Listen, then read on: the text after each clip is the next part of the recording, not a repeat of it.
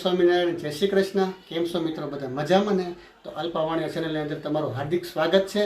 તો ચાલો મિત્રો, આજે તો આપણે બનાવવાના છે યુનિક રીતે ભજીયા। તમે ખાધા કે નહીં?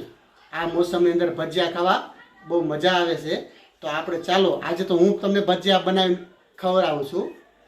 તો ચાલો મિત્રો, બધા ભજીયા ખાવા। તમે અત્યાર લગી જોયા હશે ને એ બાયુના કજિયા, પણ તમે મારા હાથના ભજીયા નહીં જોયા હોય તો ચાલો મિત્રો, આપણે ભજીયાની બનાવવાની શરૂઆત કરીએ। તો ભજીયા બનાવવા માટે આપણે લીધું છે, સૌપ્રથમ મરચી લીધી છે, ધાણા લીધા છે, પટ્ટી માટે લાંબા મરચાં લીધા છે, લસણ ફોલેલું આપણે લીધું છે અને આદુના 3-4 ટુકડા લીધા છે। તો આપણે આ મસાલો આની ગ્રેવી બનાવશું।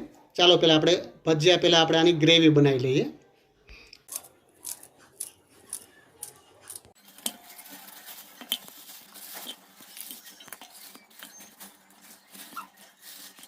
તો મિત્રો, આપણે સરસ મજાનું બધું કટિંગ કરી લીધું છે। આપણે ધાણાના ડાળા લીધા, શું કામ? આ રસવાળા હોય ને તે માટેથી આમાં આપણે બધું કટિંગ કરી લીધું છે। આદુ છે, લસણ છે અને મરચી છે। તો આપણે એની પેસ્ટ બનાવી લઈશું। તો તેના માટે આપણે મિક્સર લઈ લીધું છે। તો સૌપ્રથમ આપણે નાખીશું મરચી, આદુ અને લસણ, પછી નાખીશું ધાણા।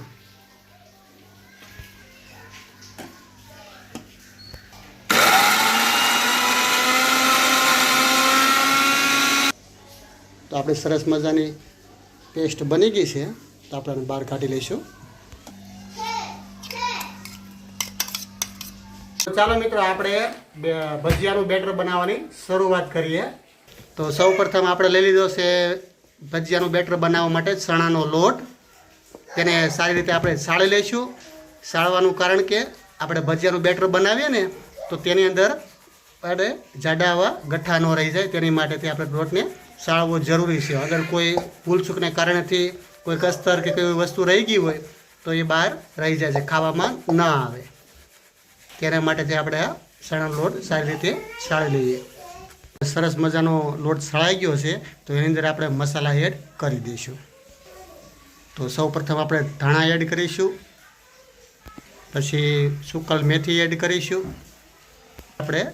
પછી આપણે અજમા એડ કરીશું, અંદર સ્વાદ મુજબ મીઠું એડ કરીશું, પછી આપણે એડ કરીશું આદુ, લસણ અને મરચીની પેસ્ટ। હવે આપણે આને સારી રીતે મિક્સ કરી દઈશું। તો આપણો લોટ સરસ રીતે મિક્સ થઈ ગયો છે, તો તેની અંદર આપણે એડ કરીશું અડધો ઈનો।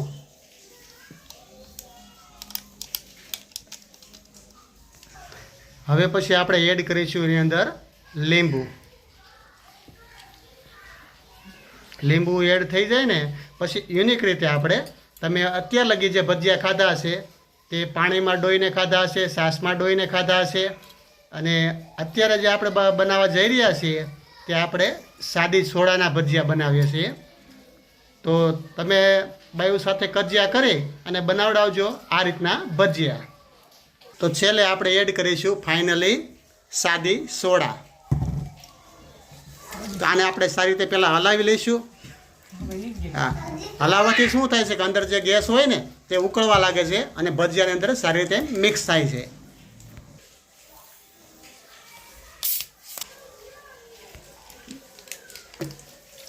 તો આપણું ભજીયાનું બેટર એકદમ મિક્સ થઈ ગયું છે। તો તેના માટે આપણે ચેક કરી લઈશું કે બેટર જેમ ઘાટું હોય ને તો ભજીયું કઈ રીતે બને છે અને આછું હોય તો ભજીયું કઈ રીતે બને છે, તેના માટે આપણે ચેક કરી લઈશું। જો ગ્રેવી તમારું જે ભજીયાનું બેટર આછું હશે ને તો રેળાઈ જવાનું છે। જો આ રીતે પડે, જો આ રેળાતું નથી, એટલે આવું ગ્રેવી રાખવાનું છે તમારે। ભજીયાનું બેટર રેળાવું ન જોઈએ, તો ભજીયું એકદમ ફૂલી અને પોચું રૂ જેવું બને છે। તો ચાલો આપણે આવું ભજીયા બનાવવાની શરૂઆત કરીએ। સૌપ્રથમ આપણે તેલ ગરમ મૂકી દીધું છે અને તેલ પણ આવી ગયું છે, તો આપણે ભજીયા બનાવવાની શરૂઆત કરી દઈએ। ચાલો મિત્રો, આપણે ભજીયાની શરૂઆત કરી દઈએ। તો સૌપ્રથમ તો આપણે તેલને શું કામ, તેલ તો ફૂલ આવી જવું જોઈએ અને આછું પણ ના આવવું જોઈએ, કાચું પણ ના આવવું જોઈએ। તેલ એકદમ આવી જાય પછી જ ભજીયા બનાવવાની શરૂઆત કરવી જોઈએ, નહીંતર ભજીયું કાચું રહે, સરખું ફૂલે નહીં। એના માટેથી તેલ આવી જવા દેવાનું। તેલ આવી જાય પછી ભજીયું પાડવાનું। શ્રી ગણેશાય નમઃ. તો મિત્રો આ ભજીયા બનાવ્યા છે આપણે સાદી સોડાની અંદર, અને બેટરમાં પાણી પણ નથી નાખ્યું, અને ખાલી સાદી સોડામાં ભજીયા બનાવ્યા છે. તો ભજીયા મીઠા છે એ એકદમ ફૂલવા. આગળ તમે જોશો તો ભજીયા થશે મોટા દડા જેવા થશે. તો સરસ મજાના ભજીયા પડે છે ડોવાઈને. અને કાથરોટ હંમેશા ભજીયાનું જે બેટર બનાવ્યું હોય ને એ વસ્તુ હંમેશા ત્રાંસી રાખવાની. શું કામ કે ત્રાંસી રાખો તો એનું જે પાણી હોય ને એ એક સાઈડ આવતું રહેશે, અને એક સાઈડ બેટર જાડું રહેશે ને તેના માટેથી ભજીયું સારું બને, અને તમને હાથ આંગળી વચ્ચે પકડે લાયક પણ આવે. અને હંમેશા ગેસને ધીમો રાખવાનો, એકદમ ફૂલ નહીં કરવાનો, કારણ કે તેલ એકદમ પાછું આવી જાય ને તો ભજીયું અંદર કાચું રહે અને ઉપરથી બળી પણ જાય છે.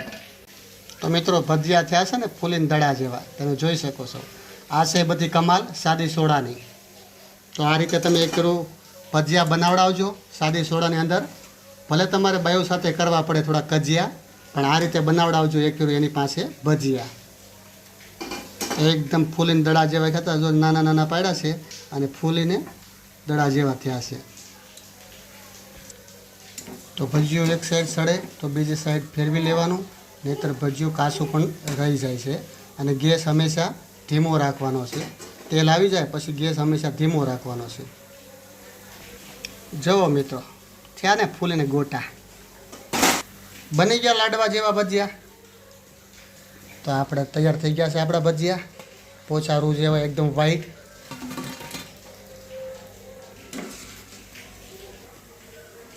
જુઓ થયા છે ને પોચા રૂ જેવા એકદમ જાળીદાર ભજીયા. તો હવે મિત્રો આપણે બનાવવાની શરૂઆત કરીશું મરચાંની પટ્ટી. તો સૌપ્રથમ આપણે જેમાં બેટર બનાવ્યું હતું તેમાં જ આપણે મરચાંની પટ્ટી નાખી દઈશું.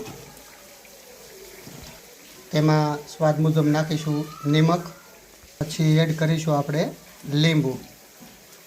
લીંબુ જેમ જાજુ નાખશો એમ સ્વાદ સારો આવશે અને તીખાશ થોડીક ઓછી થશે. લીંબુ હંમેશા હાથમાં આ રીતે લઈને જ નાખવાનું. શું કામ કે જો બી હોય તે હાથની આંગળી વચ્ચે રહી જાય છે. તો પછી આપણે એડ કરીશું જરૂરિયાત મુજબ ચણાનો લોટ એડ કરીશું કોરો. હવે આપણે આને સારી રીતે મિક્સ કરી લઈશું. મિક્સ એ રીતે કરવાની કે પટ્ટી હંમેશા છૂટી રહેવી જોઈએ.